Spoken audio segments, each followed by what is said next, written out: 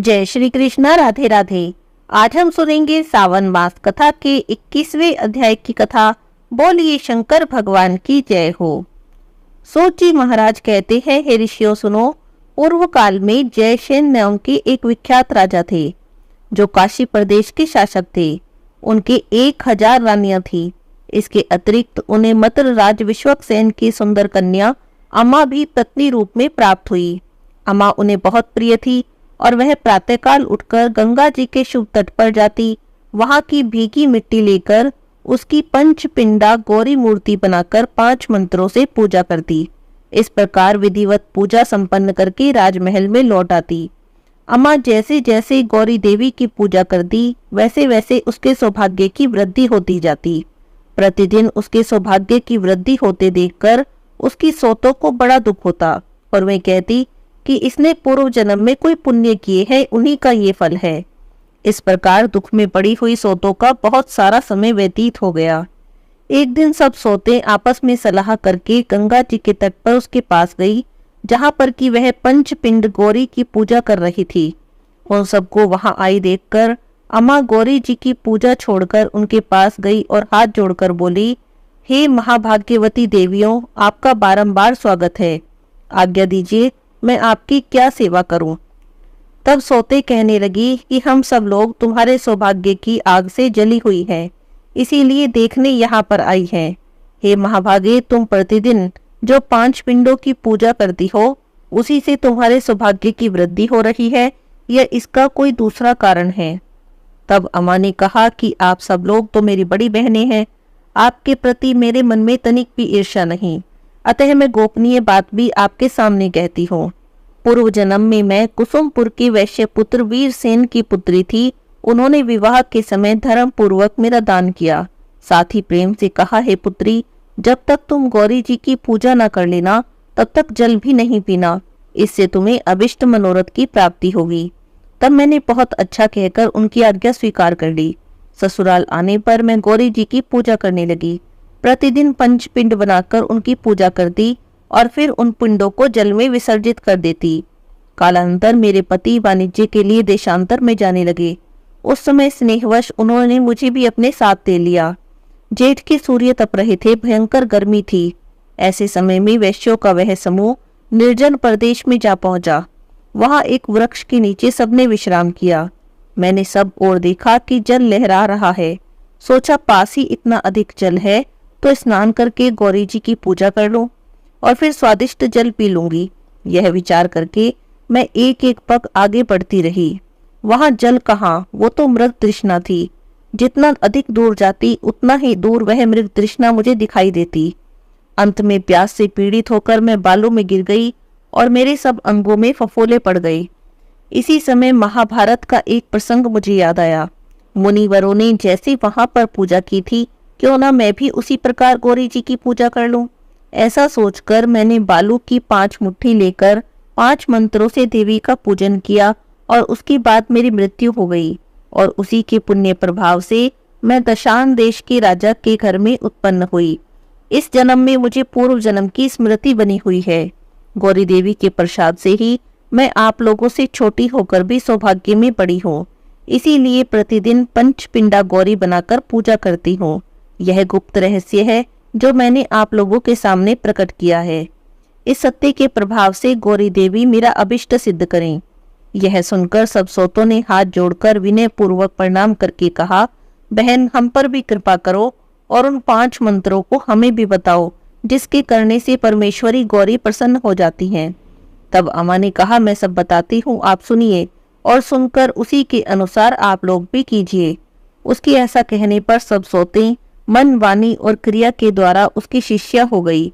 तब उसने उन्हें 5 मंत्रों का उपदेश दिया। पहला मंत्र था, क्षमा की अधिष्ठवरी देवी, पृथ्वी रूप में आपको नमस्कार है। दूसरा मंत्र था, हे शुभे, आप ही जल रूपा हैं, आपको नमस्कार है। तीसरा मंत्र, तेजस तत्व की स्वामिनी, आपको नमस्कार है। चौथा मंत्र है, वायु स्वरूपा देवी, आपको नमस्कार है। और 5वां मंत्र है, आकाश रूप से संपन्न पंच रूपा देवी, आपको बारंबार नमस्कार है। इस प्रकार मंत्रों का उपदेश देकर अम्मा ने पूजा पूरी की। उसके बाद गौरी देवी की रत्नमयी प्रतिमा का निर्माण किया और उसे हाटकेश्वर क्षेत्र में स्थापित किया। जो नारी गौरी देवी का पूजन करती है, उस गौरी प्रतिमा को पूजती है, वह सब पापों से मुक्त हो जाती है और अपने पति की प्रिया होती है। उसे पूर्णतः पति का प्रेम उपलब्ध होता है। बोलिए गौरी देवी की जय हो। लक्ष्मी देवी भगवान विष्णु से कहती है, हे प्रभु, इस प्रकार पूर्व जन्म में अमा होकर मैंने गौरी पूजा के प्रभाव से राज्य और उस परम सौभाग्य को प्राप्त किया जो संपूर्ण युवतियों के लिए भी दुर्लभ है। तथापि मुझे कोई संतान नहीं हुई। एक समय मुनिवर दुर्वासा जी चातुर्य मास व्रत करने के लिए वहां पर हमारे महल में आए। राजा ने उनका पूजन किया और कहा, हे मुनि श्रेष्ठ, संसार में मेरे समान धन्य कोई नहीं, क्योंकि आपके युगल चरणारविंदों को स्पर्श करने वाला सौभाग्य आज मुझे प्राप्त हुआ। बताइए मैं आपकी क्या सेवा करूं? तब दुर्वासा ऋषि बोले, हे राजन, मैं तुम्हारे यहाँ रहकर विधि पूर्वक चातुर्य मास व्रत संपन्न करूंगा। आप मेरी सेवा सुश्रुणा की व्यवस्था कर दें। बहुत अच्छा कहकर राजा ने उनकी आज्ञा को शिरोधार्य किया। सेवा का सारा भार मुझ पर ही था। जैसे पुत्री पिता की सेवा करती है, उसी प्रकार मुनि की सेवा योग्य जो भी कार्य था वह सब मैंने स्वयं किया। चौमासा बीत जाने पर जब मुनि जाने लगे, तब उन्होंने संतुष्ट होकर मुझसे कहा, हे बेटी, बताओ मैं तुम्हारा कौन सा अभिष्ट कार्य करूं? तब मैंने उनके चरणों में बारंबार प्रणाम किया और कहा, हे ब्राह्मण, मुझे कोई संतान नहीं। जिस व्रत, नियम, दान अथवा होम से मुझे संतान की प्राप्ति हो, वह मुझे बताने की कृपा करें। मेरी बात सुनकर मुनि ने बहुत देर तक ध्यान किया और उसके बाद मुस्कुराते हुए बोले, हे बेटी, पूर्व जन्म में तपी हुई बालू से तुमने पार्वती जी का पूजन किया है, अतः भक्ति भाव से राज्य पाकर भी तुम्हारे मन में कुछ संताप रह गया। देवता ना तो काठ में रहते हैं, न पत्थर में, और न ही मिट्टी में रहते हैं। भाव में ही देवता का वास होता है। भावयुक्त मंत्र के संयोग से सर्वत्र देवता का सानिध्य हो जाता है। तुमने भक्ति पूर्वक मंत्र प्रयोग किया, इससे गौरी देवी वहां आ गई। फिर तपी हुई बालू से तुमने उनका पूजन किया, इससे वे तापयुक्त हो गई। इसी कारण तुम्हें सर्वदा संताप रहता है। इसीलिए अब हाटकेश्वर क्षेत्र में जाकर ब्रह्म रुद्रमयी गौरी देवी की पंचपिंडी मूर्ति को स्थापित करो। उसके बाद जब सूर्य देव वृष राशि पर स्थित हो, उस समय ग्रीष्म काल में गौरी जी के ऊपर दिन रात जल धारा गिरने की व्यवस्था करो। इससे ज्यों-ज्यों गौरी जी को ठंडक मिलेगी, उनका ताप कम होगा, त्यों-त्यों तुम्हारा मानसिक संताप भी कम होता जाएगा और इसके बाद ही तुम्हें पुत्र की प्राप्ति होगी। तुम्हारा वह पुत्र राज्य का भार वहन करने में समर्थ, शूरवीर और तीनों लोकों में प्रसिद्ध होगा। दूसरी कोई भी स्त्री इस प्रकार ज्येष्ठ मास में गौरी देवी की पूजा करेगी, वह भी तुम्हारी ही तरह उत्तम फल की भागनी होगी। लक्ष्मी देवी कहती है कि उसके बाद मैंने मुनीश्वर दुर्वासा जी से कहा, हे ब्राह्मण, मुझे ऐसा कोई व्रत बताइए जिसके सम्यक पालन से भविष्य में मनुष्य योनि में जन्म न होकर देव भाव की प्राप्ति हो। तब वे बहुत देर तक ध्यान करते रहे और फिर कहने लगे, हे बेटी, गौरी जी को संतुष्ट करने वाला एक उत्तम व्रत है, जिसका भली भांति अनुष्ठान करने से कोई भी स्त्री देवी स्वरूपा हो जाती है। तुम उसी व्रत का अनुष्ठान करो, इससे तुम देव भाव को प्राप्त हो जाओगी। तब मैंने पूछा, हे मुनि, किस किस समय और किस किस विधि से उस व्रत का पालन करना चाहिए? तब दुर्वासा जी ने कहा कि भादो मास के कृष्ण पक्ष की तृतीया तिथि को प्रातःकाल उठकर दातुन करें, फिर स्नान आदि से शुद्ध होकर श्रद्धायुक्त हृदय से गौरी देवी का नाम लेकर उनकी प्रसन्नता के लिए उपवास व्रत का नियम ग्रहण करें। उसके बाद रात्रि हो जाने पर मिट्टी की 4 गौरी की मूर्तियां बनाएं और एक एक प्रहर में एक एक मूर्ति की पूजा करें। पहली गौरी की मूर्ति पंचपिंडी ही बनानी चाहिए और पहले प्रहर में उनकी पूजा करनी चाहिए। हे शिवप्रिया देवी गौरी, तुम गिरिराज हिमालय के घर में मैना के गर्भ से उत्पन्न हुई हो, अतः मेरी पूजा स्वीकार करो, आपको बारंबार नमस्कार है। इस प्रकार प्रार्थना करके श्रद्धा पूर्वक कपूर युक्त धूप से निवेदित करें। लाल सूत की बत्ती बनाकर उसे घी में डुबोकर उसका दीपक अर्पण करें।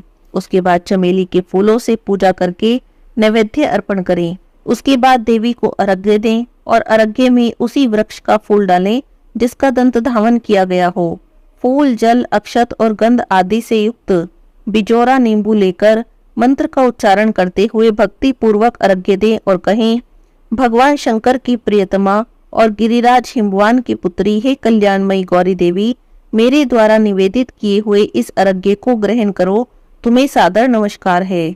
उसके बाद शरीर शुद्धि के लिए बिजौरा नींबू का ही भोजन करें। फिर दूसरे प्रहर के अंत में गौरी देवी की परम सुंदर अर्धनारीश्वरी मूर्ति का निर्माण करें और भक्ति पूर्वक पूजा करें और कहें, जो भगवान शंकर के श्री अंग के वामार्ध भाग में विराजमान रहती हैं, वे गौरी देवी मेरी पूजा को ग्रहण करें, उन्हें बारंबार नमस्कार है। इस प्रकार प्रार्थना करके अगरू सहित धूप निवेदित करें। फिर भली भांति पूजा करके गुड़ का नैवेद्य भोग लगाएं। उसके बाद नारियल के फल से अर्घ्य दें और शरीर शुद्धि के लिए नारियल का ही फल खाएं और प्रार्थना करते हुए कहें, अर्धनारीश्वर रूप से स्थित परमेश्वर शिव और पार्वती देवी, आप दोनों मेरे इस अर्घ्य को ग्रहण करें और सब प्रकार का सुख देने वाले हों। तीसरा प्रहर आने पर भगवान शिव और माता पार्वती की पूजा करके प्रार्थना करें, सृष्टि और संहार की शक्ति से युक्त जो देवी पार्वती और महादेव जी हैं, वे भक्ति पूर्वक की हुई मेरी इस पूजा को स्वीकार करें।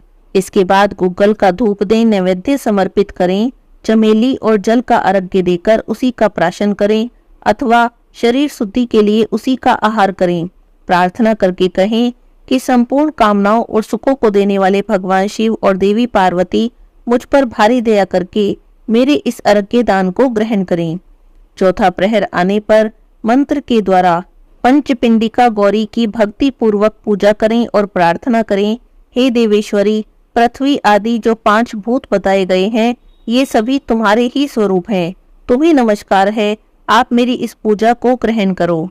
पंचभूत स्वरूपा गौरी देवी 5 मूर्तियों में स्थित हैं। वे देवेश्वरी मेरे द्वारा दिए गए इस अर्घ्य को ग्रहण करें। इस प्रकार अर्घ्य देकर गीत वाद्य कीर्तन आदि की ध्वनि के साथ संपूर्ण रात्रि व्यतीत करें। उस दिन बिल्कुल भी ना सोएं। निर्मल प्रभात काल में सूर्योदय होने पर स्नान करके ब्राह्मण दंपत्ति का पूजन करें। हे राजकुमारी, इसके बाद हथिनी या घोड़ी मंगाकर उसी पर गौरी विग्रहों की सवारी निकालें।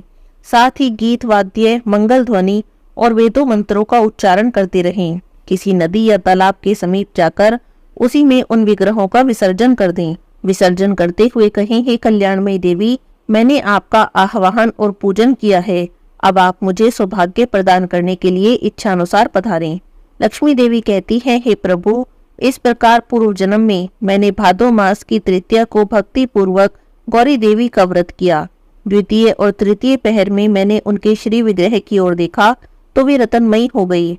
उनका श्री विग्रह सब ओर से प्रकाश पुंज से परिपूर्ण हो रहा था। अब विसर्जन करने के उद्देश्य से मैं नदी तट पर गई। तब मेरे मन में संकल्प विकल्प होने लगा कि विसर्जन करूं या ना करूं।